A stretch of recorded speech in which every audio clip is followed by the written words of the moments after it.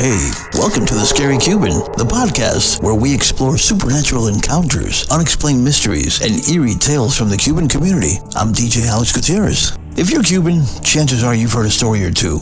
Maybe it happened to a friend, a relative, a neighbor, or maybe it happened to you.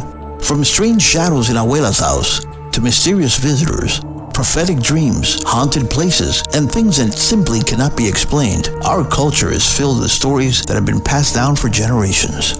There seem to be a lot of these stories out there, so I thought I'd share a few that you sent in to me.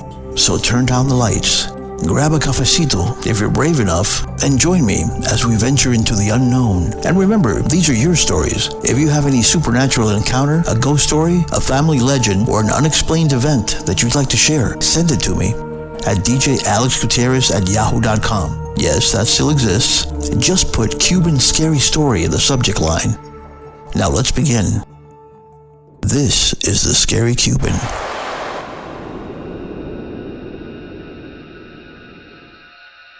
Buenas noches, mi gente. Pull your chair a little closer. Pour yourself the usual cafecito. And if your grandmother ever told you, respeta las cosas que no entiendes, listen to her. Tonight's story is a mix of fiction and facts.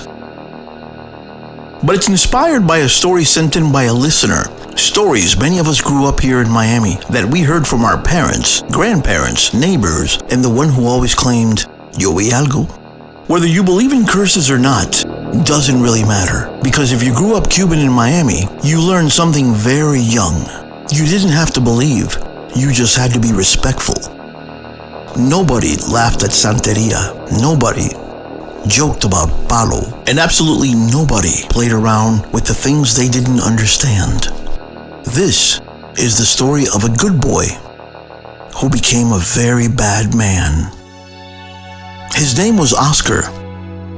Everybody called him Oscarito. He graduated from Miami Senior High, class of 1980. Honor student, captain of his future.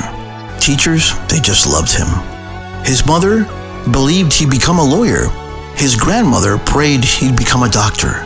His friends thought he'd own half of Miami someday. Turns out, they were right. Just not legally. The 80s arrived, and so did cocaine.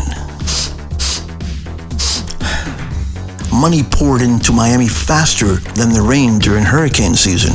Young men became millionaires overnight. Ferraris, gold chains, Italian suits, champagne, honey for the bear, Widow McCoy, private planes. It looked like paradise. Until paradise started shooting back.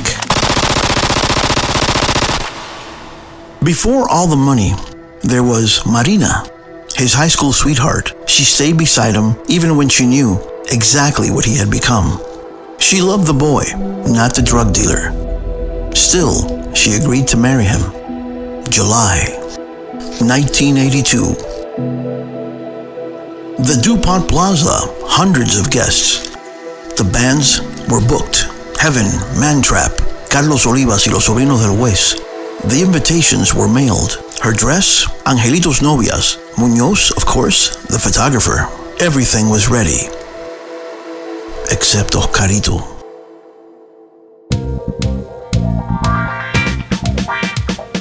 One night, the boys talked him into going to the mutiny. If you're going to be a single man, you have to celebrate. That's when he saw her. Marisela. She had just arrived from Cuba. Dark eyes, long black hair. The kind of woman who didn't walk into a room. The room noticed her. Oscarito stared. Coño. She smiled. And sometimes, one smile can change every life around it. Within weeks, the wedding was canceled. Marina's heart was shattered. Marina cried for days. Her mother cried with her. Her father never cried.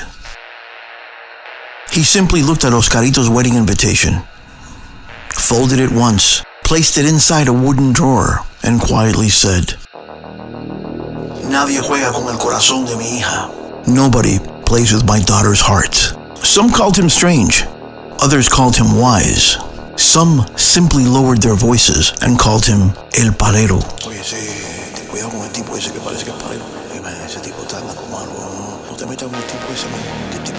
Whether those stories were true or neighborhood gossip depended on who you asked. No one asked him. At first, it was little things. Oscarito heard someone whisper his name, Oscar, Oscar, when nobody was there. His expensive Rolex would disappear, only to reappear somewhere impossible. His dogs barked at empty corners. His grandmother noticed. She grabbed his arm. "Mijo, go make things right." He laughed. "Abuela, I'm afraid of the DEA, not ghosts." She looked at him. "Maybe you should fear both," she said. Drug deals started collapsing. Partners disappeared. Money vanished. Shipments were seized. Friends became enemies. Every time Oscarito escaped one problem, two more appeared. People whispered, "Está salado el tipo ese." He's cursed. Oscarito didn't believe it until he began waking every night, hearing someone walking through his house. Always the same footsteps. Always stopping outside his bedroom door. Noises. No one was ever there. Desperate, Oscarito visited a respected babalao. The old man performed his Ifa reading, cowrie shells, prayers, sacred verses. He closed his eyes, then looked directly at Oscarito. "I see anger around you. I see broken promises. I see death following you very closely." Oscarito asked, "Can you stop it?" The old man was silent. Offerings were made. Prayers were spoken.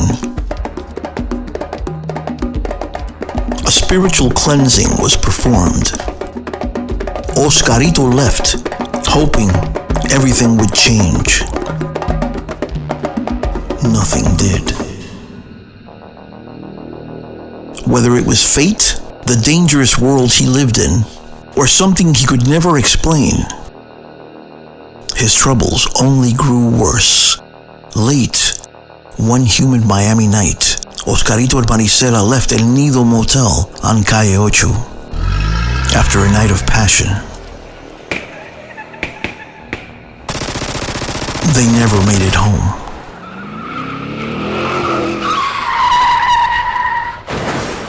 When police arrived, the street was empty. The city moved on, like it always did. 42 years later, life has a strange way of writing endings no novelist could invent. Marina eventually married Oscarito's younger brother. Some people said it was coincidence. Others quietly whispered, "Eso fue un amarre," a ritual meant to symbolically bind two hearts together, usually when one of the parties is unwilling. Who knows? 42 years later, they still live together in Coral Springs, still in love, still raising the son they named Oscarito. Not because they wanted to remember the drug dealer, but because they wanted to remember the good boy who existed before money, before betrayal, before the violence. So, was there really a curse? Was Oscarito haunted? Or did a life built on broken promises, dangerous choices, and violent enemies eventually catch up with him? I'll let you decide. But if you grew up in Miami, you probably already know what your grandmother would say. No juegues con el corazón de una buena mujer.